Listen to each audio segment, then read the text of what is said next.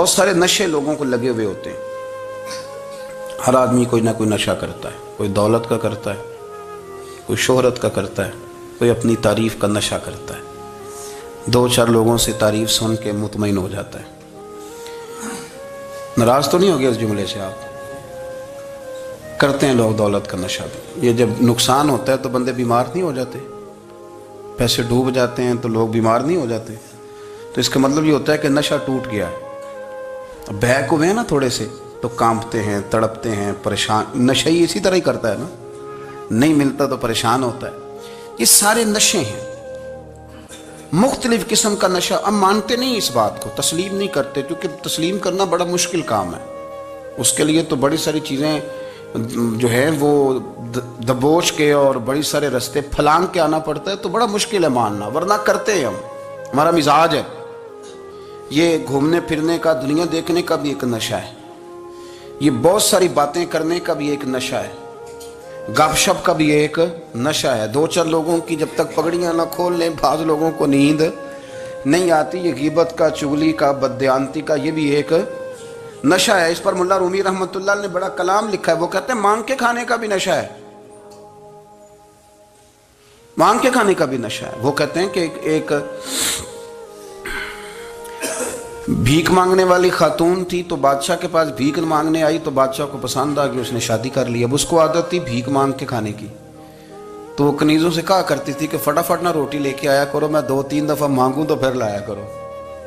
کیونکہ ایک نشہ ہے نا, تو میں مانگوں 2-4 دفعہ تو پھر. تو انسان بہت سارے نشے کرتا ہے, یہ مانتا نہیں. یہ موبائل, یہ فیس بک, یہ سارے نشے ہی ہیں. اپنی فوٹو لگا لینا, سارا دن اسی کو دیکھتے رہنا. اور بڑے بڑے سیانے بندے جو وزادار ہیں, بڑے وزادار لوگ ہیں, لیکن وہ بھی سنجیدگی کے قائل نہیں, اس طرح کے نشوں کا شکار ہیں.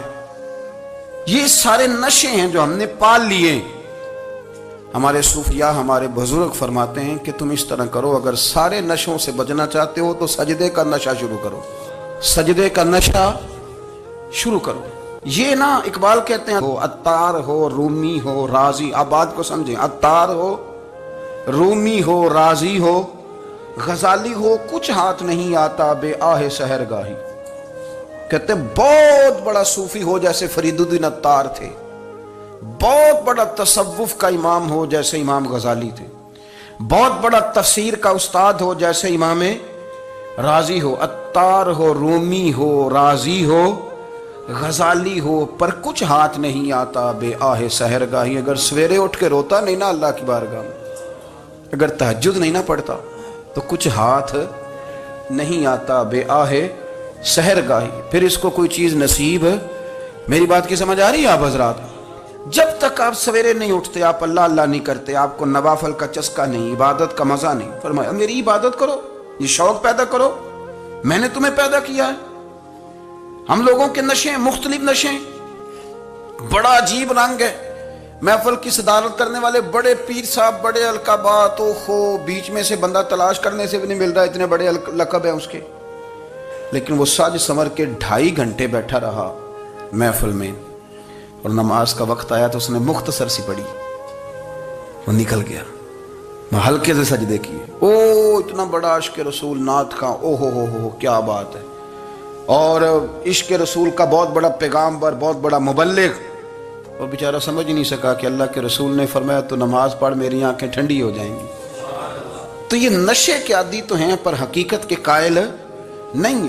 یہ بس ٹھیک ہے, خوابوں کی دنیا میں لوگ زندہ ہیں, پر جن کو یہ جو نشہ تھا نا عبادت کا, یہ میرے رسول پاک کی چاہت ہے, یہ میرے نبی کریم علیہ السلام کی. آپ دیکھیں نا, حضور مہینوں جا کے غار حرا میں بیٹھتے. کیا وہاں تبلیغ کرتے تھے؟ کوئی کتاب لکھتے تھے؟ رسول کریم علیہ السلام مہینہ رہتے غار حرا میں. کوئی نہ مجھے دیکھے, کوئی نہ مجھے ملے. حضور یہاں کیا ہے؟ فرمایا میں اپنے رب کی عبادت کروں گا. نبی کریم علیہ السلام نے سجدوں کے ساتھ پتھروں اور پہاڑوں کو آباد کر دیا, سجدوں کے ساتھ. آپ کا سجدہ آپ کو بہت ساری چیزوں سے چھڑا لیتا ہے, یہ بہت ساری جگہوں سے جھکنے سے بچا لیتا ہے. صوفیاء, اولیاء یہ کیا کرتے تھے؟ یہ سجدے کا ذوق ہی تو پیدا کرتے تھے. سجدے کا ذوق. شاہ عبدالعزیز دباغ رحمۃ اللہ تعالی علیہ اپنے مریدوں سے فرمایا کرتے تھے کہ اگر تم پکے نمازی بن جاؤ نا، تہجد گزار ہو جاؤ، تو میرے پاس آنا جانا چھوڑ دینا۔ عرض کی حضور کیوں؟ فرمایا میں تمہارے اور رب رسول کے رستے میں رکاوٹ نہیں بننا چاہتا، اور میرا مقصود ہے تمہیں وہاں تک پہنچانا۔ جب پہنچ گئے تو پھر میری ضرورت ختم ہو گئی۔ ہاں کبھی وسوس آئے، شک پیدا ہو، تکلیف ہو تو آنا، ورنہ میں نہیں چاہتا کہ میں رکاوٹ بنا رہوں۔ تم اللہ اللہ کرو، اس مالک کو راضی کرو۔ میرے رسول پاک علیہ وسلم نے فرمایا بندہ اللہ کے سب سے قریب اس وقت ہوتا ہے جب وہ سجدے کی حالت میں ہوتا ہے۔ کس کے قریب ہوتا ہے؟ اللہ کے سب سے قریب ہوتا ہے۔ وہ بڑا نیڑے ہے رب کے، بڑا قریب ہے، اس لیے کہ وہ حالت سجدہ میں، وہ جب سجدے کرتا ہے نا، اس کی بارگاہ میں جب جھک جاتا ہے۔ آپ ذرا سجدے کی کیفیت دیکھیں نا، زبان بھی یہاں ہے، آنکھ بھی یہاں ہے، کان بھی، عقل بھی ساری، اس نے سارا کچھ رکھ دیا سجدے میں۔ آپ وہ کبھی پیچھے جائیں تو دیہاتوں میں کہا جاتا تھا ناک سے نکیریں نکالو، بہت بڑی سزا ہوتی تھی نا، ناک سے نکیریں نکالو، بڑی سزا ہوتی تھی۔ تو اس نے کہا مالک مجھے کسی نے کہا نہیں، پر دیکھنا میں نے رکھ دی ساری عقل سجدے میں، اور رکھ کے کہا کیا؟ سبحان ربی یا اللہ، اللہ میں پست ہوں تو اعلیٰ ہے، اللہ تو میرا رب ہے اور تو سب سے اعلیٰ اتنا۔ اور فرمایا جب یہ اس کیفیت میں ہوتا ہے تو پھر یہ اپنے رب کے قریب ہوتا ہے۔ کثرت عبادت، نوافل۔ ہمارے ہاں عمرے کی قرآن اندازی محفلوں پہ ہونے لگ گئی ہے، حالانکہ حدیث سے ثابت نہیں۔ میں دوستوں سے کہتا ہوں جائز ہے، کرنی چاہیے، عمرے کی قرآن اندازی جائز ہے، پر کسی حدیث میں نہیں آئی کہ قرآن اندازی کرو عمرہ کرو۔ حدیث میں قرآن اندازی یہ آئی ہے کہ نبی پاک علیہ السلام نے فرمایا تمہیں پتہ چل جائے نا پہلی صف کا ثواب کتنا ہے، تم قرآن اندازی کرو۔ عمرے کی قرآن اندازی کا تو پوسٹر چھپتا ہے، تو یہ والی قرآن اندازی کب ہونی ہے؟ ہونی چاہیے کہ نہیں؟ حضور نے فرمایا تمہیں پتہ چلے کہ اس کا ثواب کتنا، تو تم قرآن اندازی کرو، تم قرآن ڈالو۔ جب آپ نماز پڑھ رہے ہوتے ہیں، جب آپ کا مصلی آباد ہوتا ہے، صلاح الدین ایوبی ایک بزرگ سے ملاقات ہو گئی، بیت المقدس پر قبضہ تھا عیسائیوں کا، تو صلاح الدین بڑے پریشان تھے۔ وہ بابا جی کہنے لگے پتر کیا ہوا؟ کہنے لگے حضور پتہ چلا ہے دشمن کے 2 بحری بیڑے اسلحہ لے کے آ رہے ہیں، مسلمان پہلے ہی کمزور ہیں، اور اب اگر 2 بحری بیڑے اور آ گئے تو حضور مسئلہ بن جائے گا۔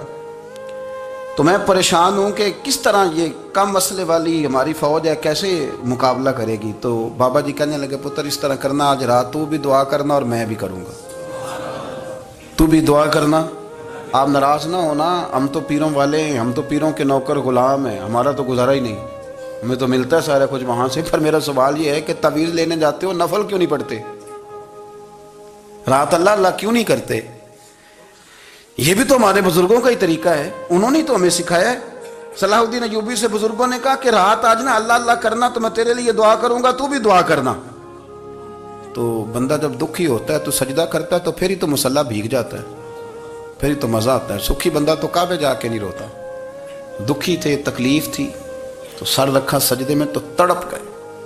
اور وہ بابا جی کہتے ہیں میں مسجد آیا تو صلاح الدین چیخے مار کے رو رہا تھا اور کہہ رہا تھا مالک میں کوئی اپنی شان کے لیے تو نہیں نہ لڑ رہا، اللہ کو میں کوئی قبضوں کے لیے تو نہیں لڑ رہا، مالک تیرے لیے لڑ رہا ہوں، مجھے بے آبرو نہ کرنا، میری مدد فرمانا۔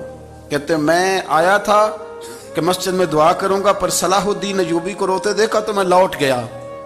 تو سویرے صلاح الدین ملے تو بڑے خوش تھے۔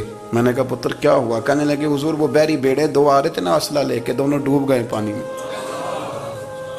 میں ڈوب گئے۔ تو بابا جی کہنے لگے صلاح الدین وہ پانی میں نہیں ڈوبے، وہ تیرے آنسوؤں میں ڈوب گئے، وہ غرق ہو گئے، وہ جو تو نے مصلی بات کیا تو وہ تیرے آنسوؤں میں ڈوب گئے، وہ غرق ہو گئے، وہ تباہ، اتنے قیمتی تھے تیرے آنسو کے بہا لے گئے دشمن کے بحری بیڑوں کو۔ میرے بھائی ٹھیک ہو گیا جی، میرے عزیز سمجھ لیں اس بات کو ہمیشہ کے لیے، اور اس پر غور کر لیں اچھے طریقے سے کہ میرے رسول کریم سید عالم صلی اللہ علیہ وسلم نے نا ہماری توجہ دلائی، حضور نے ہمیں بتلایا، ہمارا ذوق بڑھایا عبادت کی طرف۔ ایک صحابی تھے حضرت ابو فاطمہ رضی اللہ تعالیٰ عنہ، یہ ترمذی شریف کی حدیث ہے۔ نبی پاک علیہ السلام نے فرمایا ابو فاطمہ قیامت کے دن مجھ سے جلدی ملنا چاہتے ہو کہ دیر کے ساتھ؟ تو کہنے لگے حضور کون ہوگا جو دیر سے ملنا چاہے گا؟ ہم نے تو جان دے دی وعدہ دیدار پر۔ اعلیٰ حضرت فرماتے ہیں جان دے دی وعدہ اور نقد اپنا دام ہو ہی جائے گا۔ مجھے لگتا ہے کہ یہ سودا نقد و نقد ہو جانا ہے، چونکہ ہم نے جان دے دی وعدہ دیدار پر۔ آپ نے وعدہ کیا تھا کہ مریں گے تو پھر زیارت ہوگی، تو مر گئے ہم زیارت کی خاطر۔ جان دے دی وعدہ دیدار پر تو نقد اپنا دام ہو ہی جائے گا۔ اے رضا ہر کام کا ایک وقت ہے، دل کو بھی آرام ہو ہی جائے گا۔ تو حضرت ابو فاطمہ رضی اللہ تعالیٰ عنہ سے نبی پاک صلی اللہ علیہ وسلم نے فرمایا جلدی ملنا چاہتے ہو کہ دیر سے؟ عرض کی حضور فٹافٹ ملنا ہے، میں نے قیامت کے دن آپ سے جلدی ملنا ہے۔ تو نبی پاک علیہ السلام نے فرمایا پھر اس طرح کرنا، دنیا میں رہ کے سجدے زیادہ کرنا۔